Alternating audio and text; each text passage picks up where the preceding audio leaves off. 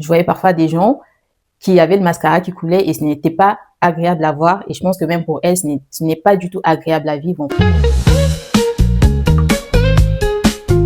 Hello mamie, je suis ravie de te retrouver dans cette nouvelle vidéo. Si tu ne me connais pas, je m'appelle Jeanne. Je partage des sujets sur la beauté, la féminité et la skincare. Si un de ces sujets t'intéresse, abonne-toi parce que là, j'ai recommencé à être régulière et j'espère m'y tenir aussi longtemps que possible. Mets-moi un pouce pour m'encourager quand même. Aujourd'hui, mamie, on va aborder le sujet du mascara. C'est vraiment l'une des vidéos que j'aurais aimé voir quand j'avais commencé à me maquiller. Ça m'aurait évité tellement de mauvais choix en fait. Certes, je lisais des choses en ligne, mais à l'époque, il n'y avait pas non plus le choix qu'on a actuellement. Et vu qu'en 2025, on a tellement de choix parmi les mascaras que je me disais que c'était intéressant que je te fasse une vidéo pour t'éviter les mêmes erreurs que moi. Pour choisir un mascara, le premier point à prendre en compte, c'est quel effet tu cherches. Est-ce que tu cherches du volume? Est-ce que tu cherches de la longueur?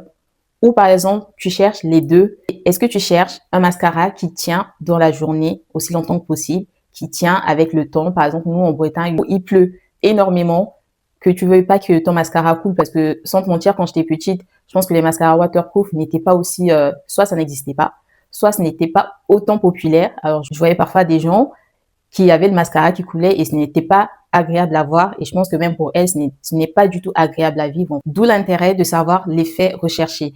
Pour ma part, vu que j'ai de longs cils qui sont bien répartis, alors je cherche plutôt du volume. Pas forcément de la longueur, mais plutôt du volume. Et aussi la tenue dans la journée qui soit waterproof. Ce qui fait que quand j'achète mon mascara, l'embout est très important. Et pour toi aussi, parce que je sais que tu n'as pas forcément la même attente que moi. Le deuxième point à prendre en compte, c'est la tenue, la durée de la tenue. Je sais pas si tu te rappelles, mais j'avais souvent tendance à voir les publicités de Bourjois et de L'Oréal et aussi Jamais Maybelline. Et si je retrouve au moins une de ces trois publicités, je te mettrai à l'écran. Si tu cherches un mascara qui tient même avec une larme qui coule, qui tient même avec une pluie, même avec une pluie à ne plus en finir, comme ici en Bretagne, alors je te conseille de t'orienter vers un mascara waterproof. C'est assez transparent comme mot. C'est un mascara qui va tenir, peu importe les épreuves que tu endures durant la journée. Si par exemple, tu te maries, eh ben, il peut peut-être y avoir une petite larme qui va couler et dans ce cas, c'est obligé que qu'on puisse t'appliquer un mascara waterproof. Bon, sauf si tu choisis de te faire poser de faux cils.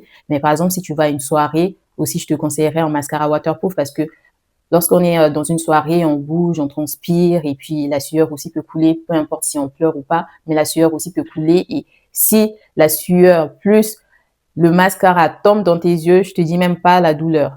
Et si tu cherches un mascara qui écarte les cils un à un, il est important de t'orienter vers un mascara qui donne du volume. Il est intéressant de t'orienter vers un mascara qui va écarter les cils un à un. Et souvent, ce que j'ai remarqué, que ce sont les mascaras qui donnent du volume, qui permettent de les écarter un à un parce qu'ils les séparent. Et par la suite, le produit noir, en fait, reste sur le cil et après, ça lui permet, en fait, ça permet à chaque cil d'avoir plus d'épaisseur vu qu'il y a un renforcement avec de la matière. Et si par exemple, tu as de courts cils, je te conseille aussi de t'orienter vers les mascaras qui donnent du volume parce que non seulement le mascara qui donne du volume va les séparer un à un, mais comme je viens de l'expliquer précédemment, ça va te permettre aussi d'avoir plus de longueur et d'allonger tes cils. Alors maintenant, mamie, je vais te présenter quelques mascaras que j'utilise ou que j'ai déjà utilisés. Il y en a un que j'ai pas, mais je mettrai juste une image. Mais je commence quand même par celui que j'ai sous les yeux, que j'aime beaucoup, c'est le Jamais Maybelline Rocket Volume Express.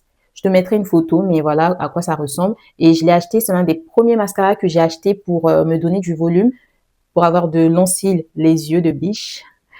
Et j'aime beaucoup parce que, en fait, quand je l'avais acheté, je me disais, mais comment ça, quand j'ai ouvert, j'étais un peu déçue et je me suis dit, mais comment ça, je vais avoir du volume avec un mascara qui a de petits picots comme ça.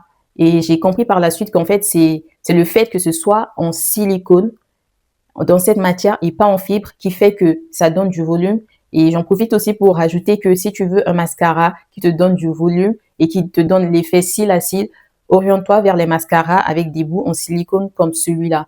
Il y en a dans plein de marques et tout. Et j'en profite aussi pour introduire la deuxième marque que j'ai beaucoup aimée, c'est le Million de cils de L'Oréal. Comme son nom l'indique, ça donne vraiment un effet volumineux aux cils. C'est quand tu l'appliques, même si tu mets pas d'eyeliner ni de crayon, tu vois bien que tes cils, ils sont séparés un à un, comme les grains de riz quand on les cuisine, qui sont séparés un à un. Et le troisième mascara que j'aime beaucoup, je l'ai utilisé pour la première fois en 2025 parce que maintenant que je sais comment choisir mes mascaras, même si je change de marque, je cherche le même effet. Et je sais lire entre les lignes des étiquettes, les noms et aussi la matière. Donc, lorsque j'ai vu celui de Rimmel Extra 3D Lash, ils disent mascara, volume, longueur et définition. Donc, tout ce que je recherche. Et regarde, une fois de plus, l'embout est avec des picots en silicone. C'est pas en fibre.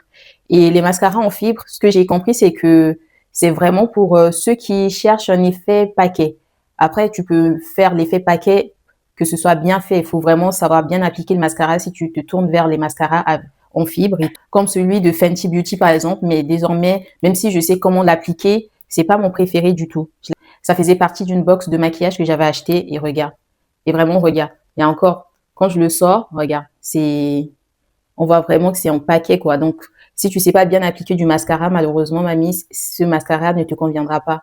Et si tu regardes, par exemple, des mascaras et que tu sais pas bien appliquer les mascaras aussi, je te conseille de t'orienter vers des mascaras en silicone et pas avec la matière fibre. Parce que pour appliquer un tel mascara, ça prend du temps et ça demande quand même de la maîtrise. Sinon, très vite, ça fait effet paquet. Après, sauf si tu veux vraiment l'effet papillon qui est très à la mode niveau fossile. Mais si tu veux pas l'effet papillon et que tu veux plus de légèreté, de souplesse, alors oriente-toi vers les mascaras en silicone. Par exemple, moi, je trouve que quand ça fait trop effet paquet, ça dépend si tu te maquilles pour un thème précis. Mais si tu te maquilles juste au quotidien, je trouve que l'effet paquet, ça manque de classe. C'est mon avis.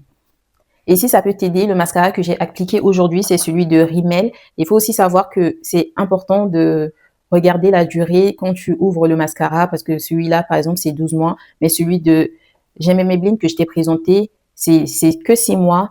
Et en plus, en 6 mois, utiliser 9 millilitres, je trouve que ça vaut pas trop le coup dans le sens où tu vas pas tout utiliser et les mascaras, on est censé les remplacer. Je vais chercher la durée, mais apparemment, il faut vraiment suivre la durée qui est sur l'emballage parce que sinon après, ça peut très vite te jouer des tours pour tes yeux, surtout si tu as des yeux sensibles, tu peux tomber malade à cause de ça.